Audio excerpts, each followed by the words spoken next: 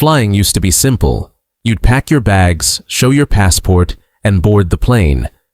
But in 2026, airports around the world have quietly rolled out a wave of new rules that are catching senior travelers completely off guard. We're talking mandatory health screenings, digital-only systems that confuse even tech-savvy millennials, and immigration protocols that can turn a dream vacation into a bureaucratic nightmare. If you're over 65 and planning to fly this year, this video could save you from missing your flight, getting denied entry at customs, or worse, being sent back home before your trip even begins. From medical documentation requirements to biometric screenings and country-specific age restrictions, the game has changed, and most travelers have no idea. I'm breaking down the top 10 things every senior traveler must know before stepping into an airport in 2026.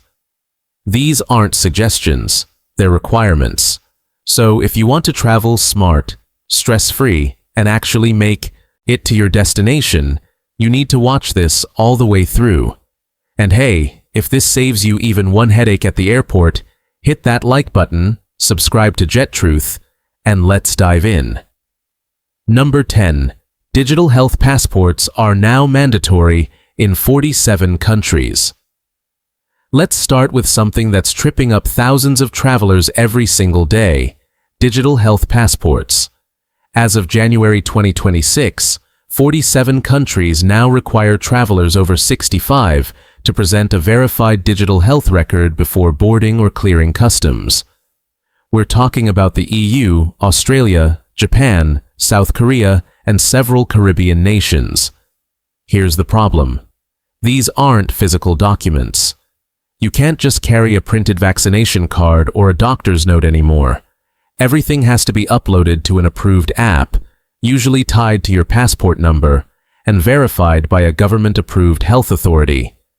If your records aren't uploaded correctly, or if the system doesn't recognize your vaccine batch, you could be denied boarding, no exceptions, and it gets messier. Different countries accept different platforms. The EU uses the EU Digital COVID Certificate system, but Australia requires their own Australian Travel Declaration. Japan has its own app, so if you're doing a multi-country trip, you might need 3 different apps, each with its own registration process, password recovery nightmare, and verification timeline that can take up to 72 hours. Here's what you need to do right now. Contact your doctor and request a digitally signed health summary that includes your vaccination history, chronic conditions, and any medications you're taking.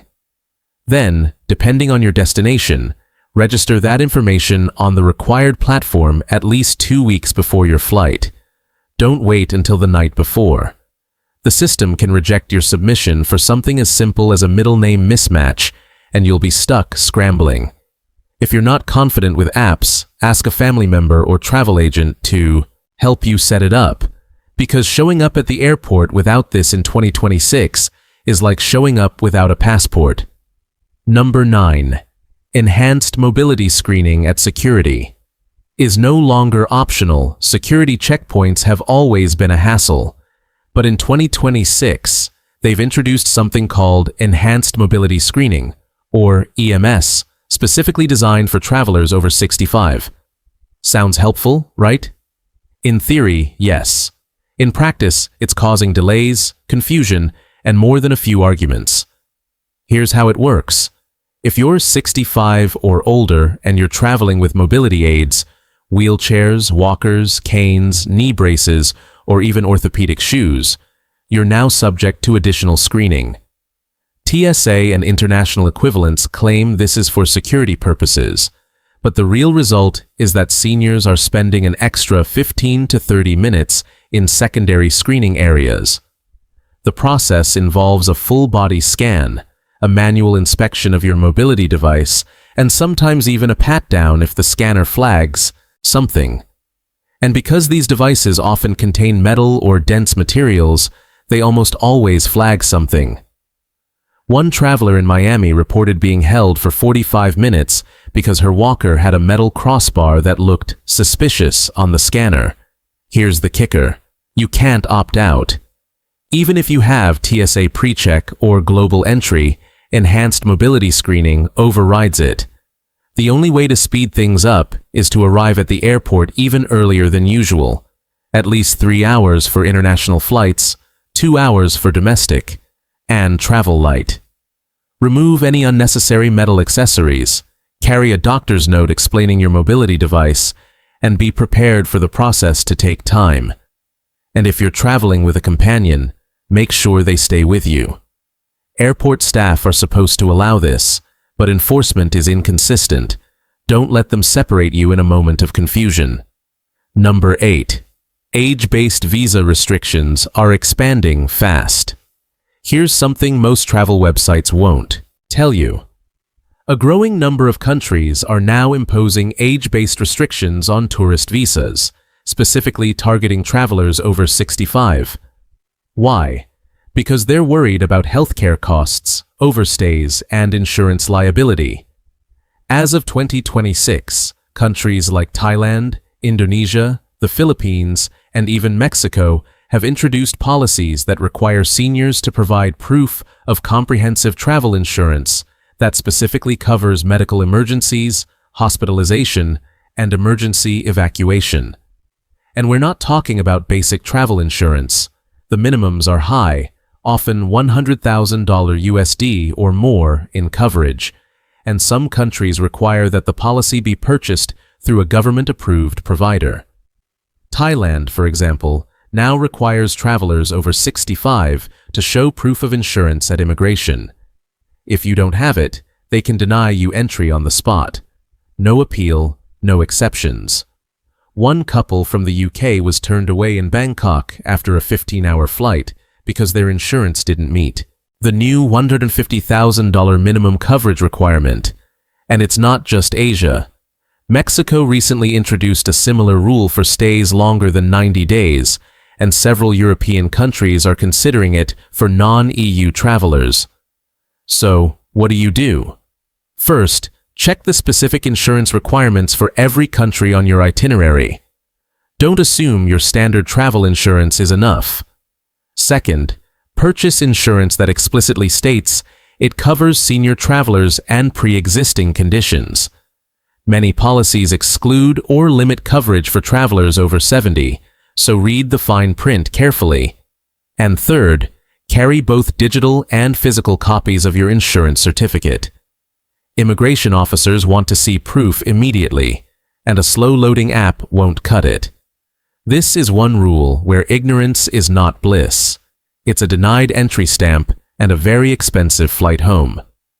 Number 7. Pre-flight medical clearance. Letters are now standard. Airlines have always had the right to ask for medical clearance if they suspect a passenger might have a health issue during the flight. But in 2026, this has become a blanket requirement for travelers over 65 on flights longer than 6 hours. Here's what that means. Before you can check in for a long-haul flight, you may be required to present a medical clearance letter from your doctor, dated within 7 days of your departure, stating that you're fit to fly. This letter needs to confirm that you don't have any conditions that would require in-flight medical intervention, things like unstable heart conditions, recent surgeries, or severe respiratory issues. The problem? Not all doctors know how to write these letters, and not all airlines accept the same format.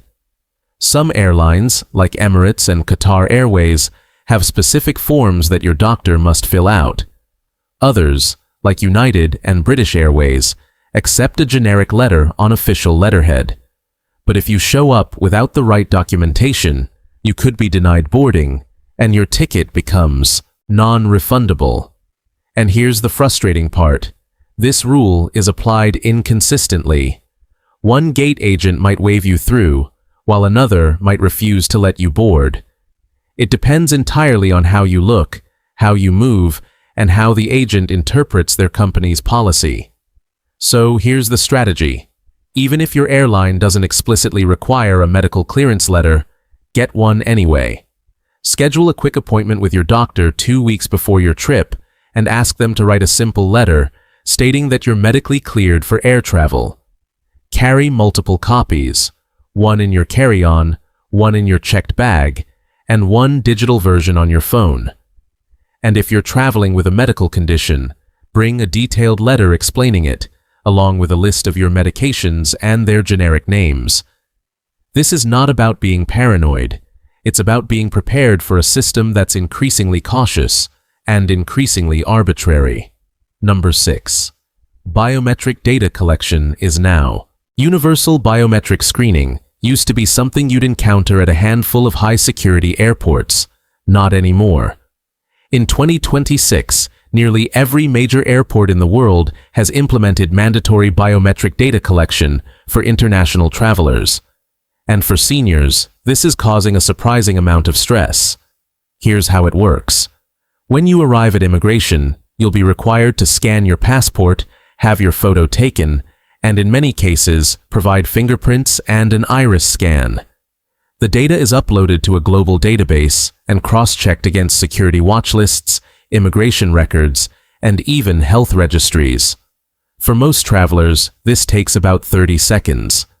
But for seniors, especially those with vision problems, arthritis, or skin conditions, the process can become a frustrating ordeal. Fingerprint scanners often fail to read older skin properly, requiring multiple attempts. Iris scanners struggle with cataracts or glaucoma, and the facial recognition cameras sometimes reject older faces due to lighting, wrinkles, or glasses.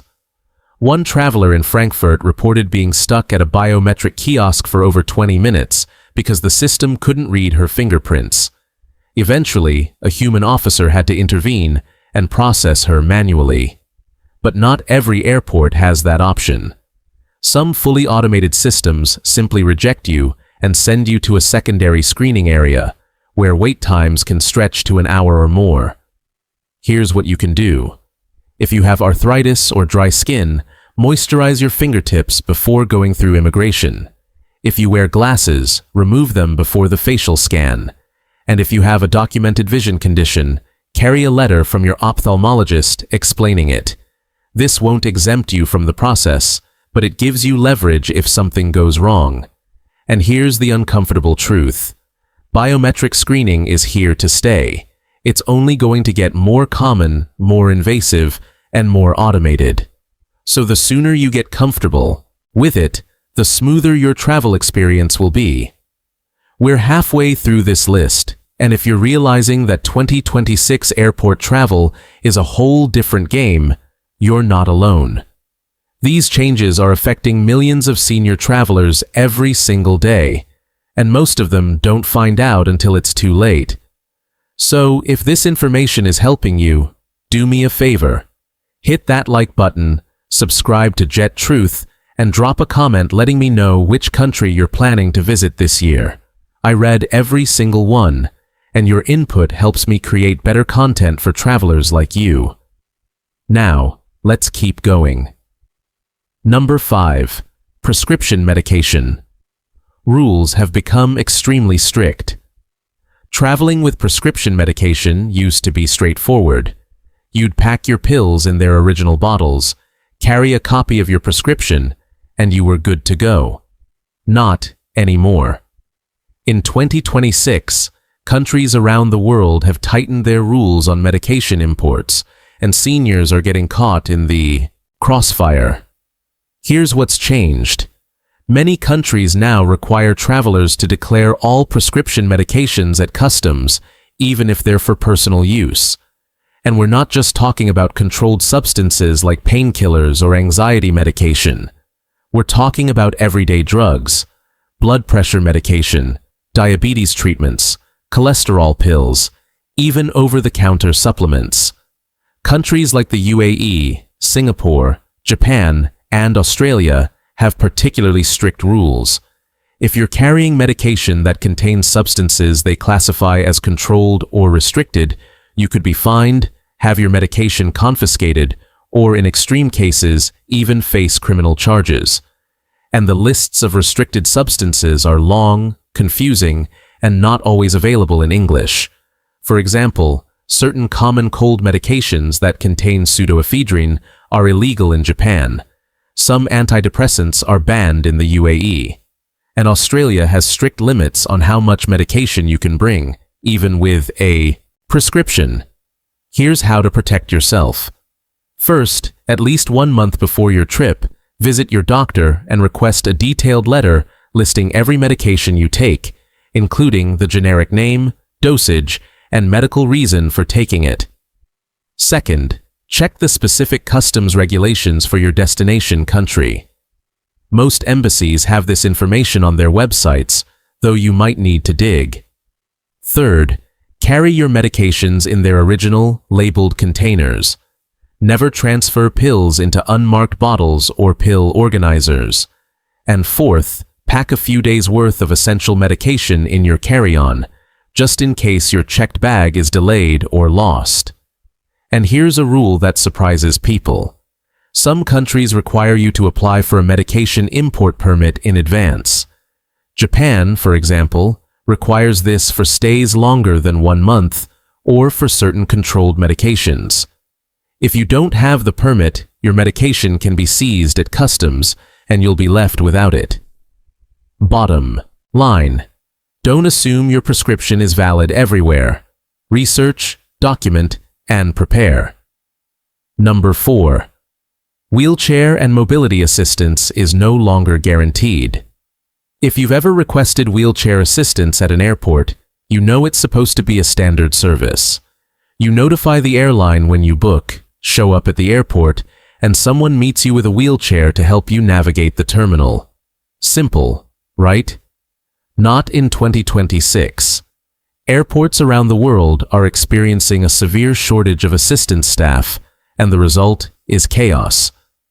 Travelers are being left stranded at gates, missing flights, and in some cases, being forced to walk or crawl through terminals because no one showed up to help them.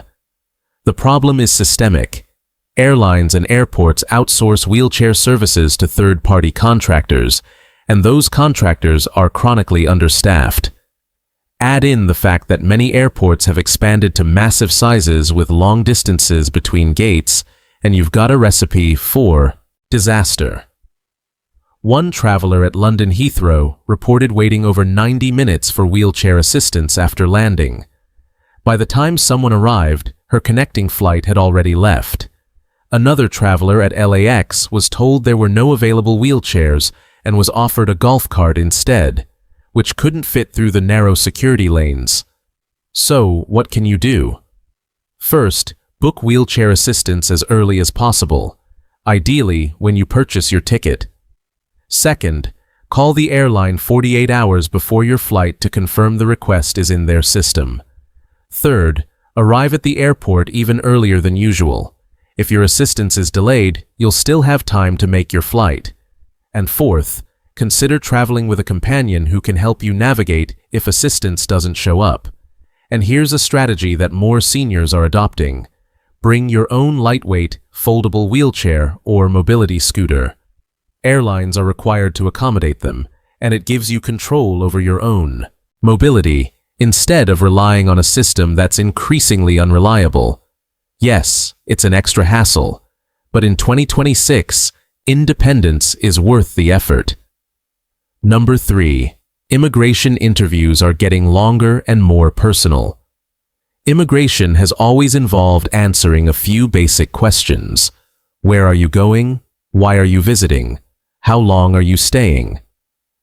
But in 2026, those questions have gotten a lot more personal, especially for senior travelers. Immigration officers around the world are now conducting more detailed interviews, particularly for travelers over 65. They're asking about your financial situation, your health status, your travel companions, and even your plans after you leave. And if your answers seem inconsistent, vague, or suspicious, you could be pulled aside for secondary screening or denied entry altogether. Why the change? Governments are increasingly concerned about overstays, medical emergencies, and travelers who might become a financial burden on their healthcare systems. Seniors, unfortunately, fall into a higher risk category, and immigration officers are trained to scrutinize them more carefully. For example, If you're visiting a country for an extended period, they might ask to see proof of return flights, hotel reservations, or sufficient funds to cover your stay. If you're traveling alone, they might ask why. If you mention health issues, they might ask if you have insurance. And if you're visiting family, they might ask for contact information and proof of relationship. Here's how to handle it.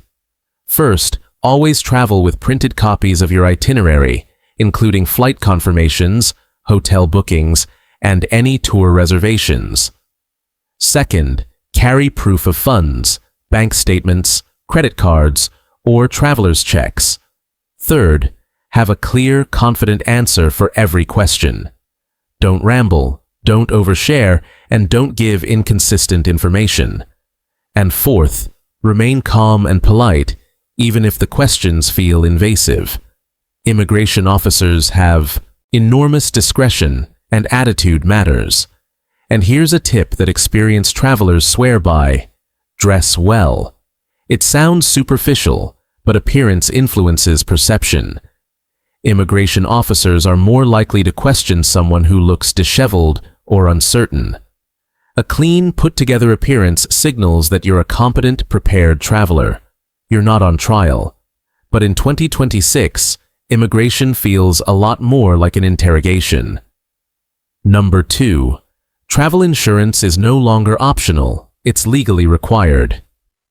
We touched on insurance earlier, but let me be crystal clear. In 2026, comprehensive travel insurance is no longer a recommendation.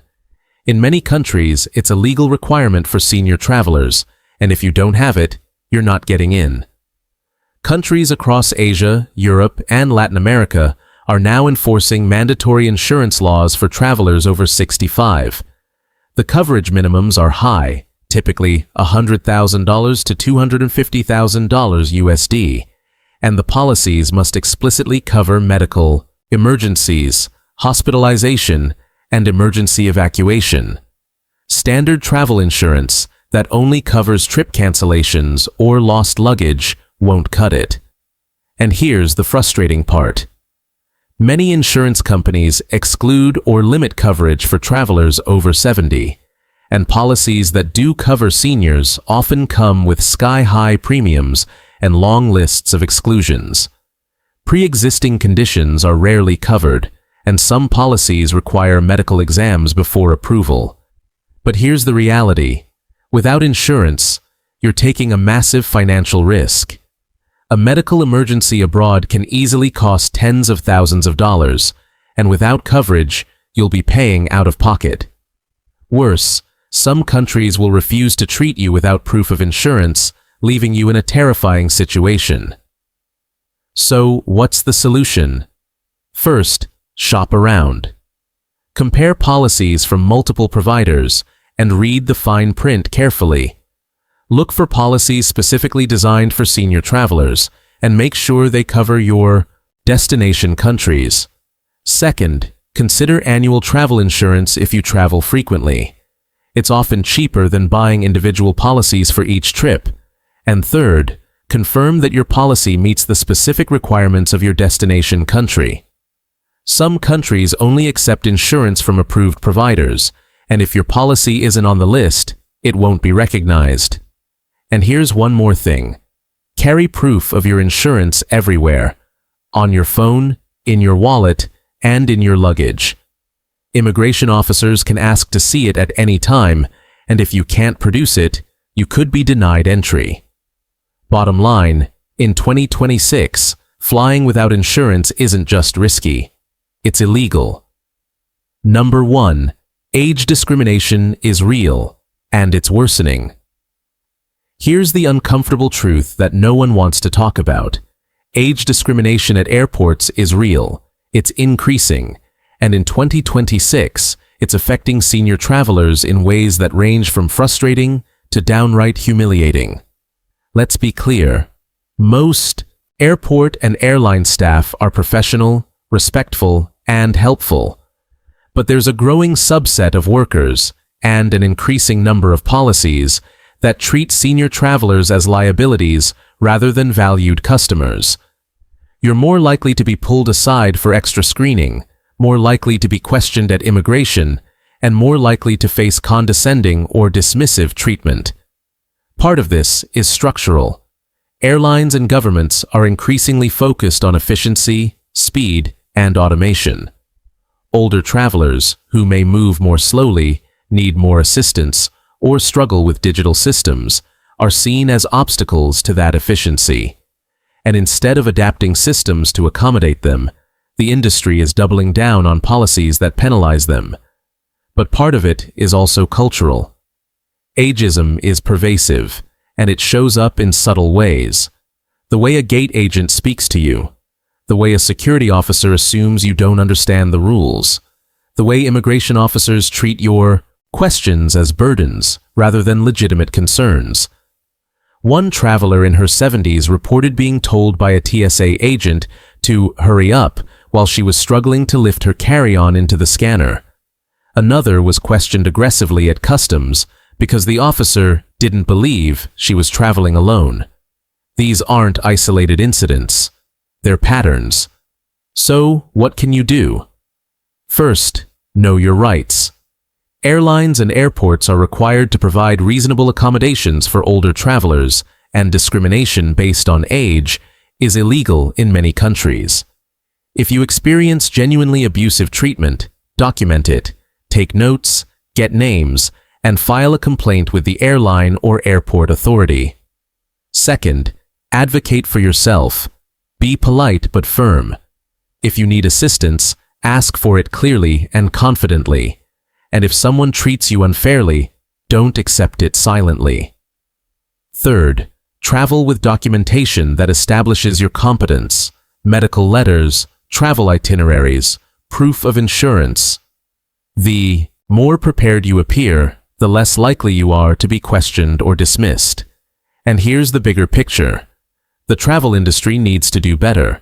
Airports need better accessibility. Airlines need better training. And governments need policies that protect senior travelers rather than penalizing them. But until that happens, you need to be your own advocate, because in 2026, no one else is going to do it for you. So, there you have it. 10 things every senior traveler over 65 needs to know before flying in 2026. From digital health passports to biometric screening, from insurance requirements to age discrimination, the rules have changed dramatically, and most travelers have no idea until they're standing at the airport, frustrated, confused, and sometimes stranded. But here's the good news. Now you know, and knowledge is the difference between a smooth trip and a disaster. So here's what you need to do right now. First, review your upcoming travel plans and cross-check every requirement we discussed in this video. Second, schedule appointments with your doctor to get medical letters, prescriptions, and health documentation in order. Third, research your destination country's specific rules on insurance, medications, and visas. And fourth, give yourself extra time at the airport, at immigration, and throughout your journey. Travel in 2026 requires more preparation, more patience, and more awareness than ever before. But it's still possible. Millions of seniors are traveling successfully every single day. They're just doing it smarter. If this video helped you, do me a favor. Hit that like button, subscribe to Jet Truth, and share this with any senior travelers in your life. The more people who know these rules, the fewer people will get caught off guard. And drop a comment below. Let me know where you're planning to travel this year, and if there's a specific topic you want me to cover next. I read every single comment, and your feedback helps me create content that actually matters. Safe travels, plan ahead, and I'll see you in the next one.